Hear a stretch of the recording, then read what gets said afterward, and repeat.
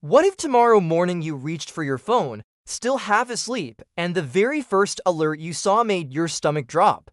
Nuclear weapons detonated in the Middle East. Iran and Israel have crossed a line the world never wanted to imagine. Would that nightmare remain a regional tragedy on the other side of the globe, or would the ripple hit your own life in America before you even sat down for dinner? This isn't a prediction, it isn't fear-mongering.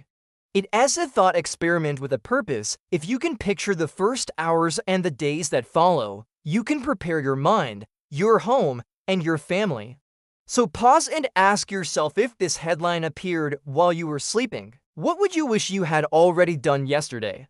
Welcome to a new What If scenario, a series where we simulate possible crises based on real reporting and documented facts.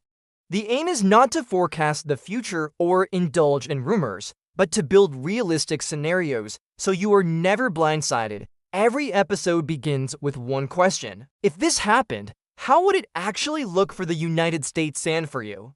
Israel has long declared a nuclear-armed Iran an existential threat. Iranian leaders, meanwhile, have invested for years in missile programs and uranium enrichment, flagged repeatedly by inspectors when levels exceeded civilian use. Reuters, the BBC, and other outlets have chronicled the cycle: drone and missile strikes, covert sabotage, clashes through proxies like Hezbollah in Lebanon, militias in Iraq and Syria, and Houthis in Yemen. Israel has a history of preemptive strikes against nuclear facilities, from Iraq in the 1980s to Syria in the 2000s. In Israeli doctrine, preemption is not theory, it is precedent. And remember, the United States is Israel's principal security partner, with forces stationed across the Middle East and NATO allies deeply reliant on the stability of global energy markets. The Strait of Hormuz, a narrow channel where a huge portion of the world's oil supply flows, sits at Iran's doorstep. The U.S. Energy Information Administration has warned repeatedly that if Hormuz is disrupted, tanker traffic snarls, insurance costs explode, and prices everywhere surge. At cyber warfare and GPS jamming already documented in past crises, and you begin to see why this flashpoint is unlike any other.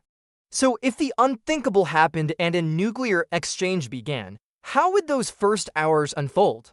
Picture the clock striking 6 o'clock a.m. Eastern. News anchors cut into live programming. Social feeds overflow with chaotic clips, many of them fake.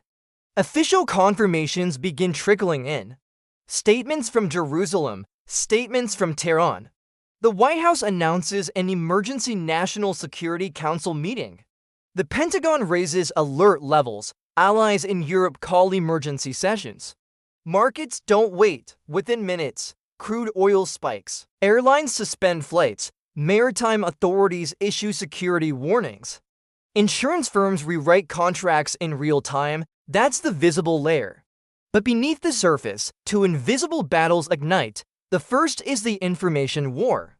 Bots flood your feed with rumors. State media spreads their narratives, and panic becomes contagious. The second is the battle in cyberspace and satellites. Operators monitor interference. Cybersecurity agencies brace for probes on pipelines and power grids. Remember how a simple ransomware attack on Colonial Pipeline created fuel shortages along the U.S. East Coast? Now imagine that kind of disruption timed with a nuclear crisis. In the Middle East itself, Israel's defenses strain under incoming salvos. Iran braces for retaliatory strikes, not just from Israel but possibly from the U.S. too. Sirens wail. Shelters open. Evacuations begin. Civil defense authorities order power conservation to stabilize stressed grids.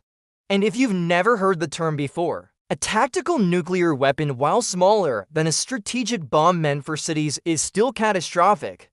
Any use shatters the nuclear taboo that has held since 1945. Meanwhile, in America, you wouldn't see planes overhead or mushroom clouds on the horizon. What you would see are signals, your airline texting you that your flight is canceled, your bank app glitching under digital stress, prices whiplashing on the news ticker.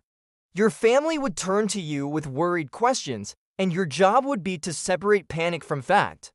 Because in those first hours, clarity is rare, confusion is normal. The best choice is to focus only on verified channels' official briefings, FEMA alerts, emergency system broadcasts that can reach your phone even when networks lag. The first wave is shock and signal, shock to markets, shock to nerves. Signals in the form of urgent statements that hint at what comes next. If you only remember one thing about the first hours, remember this: your ability to stay calm depends on knowing which messages to trust and having a backup plan if networks falter. And if you followed along this far, let me pause here and ask you something important. If you value exploring scenarios like this, real crises translated into practical steps for your life, make sure you subscribe right now. Don't wait until an actual emergency proves how unprepared you were. Hit subscribe, turn on notifications, and stay ready without panic. Because what comes after the first hours, that's where the second wave begins. And that's when the shock doesn't just flash across your phone, it crawls into your daily routine, your wallet, your dinner table, and your peace of mind.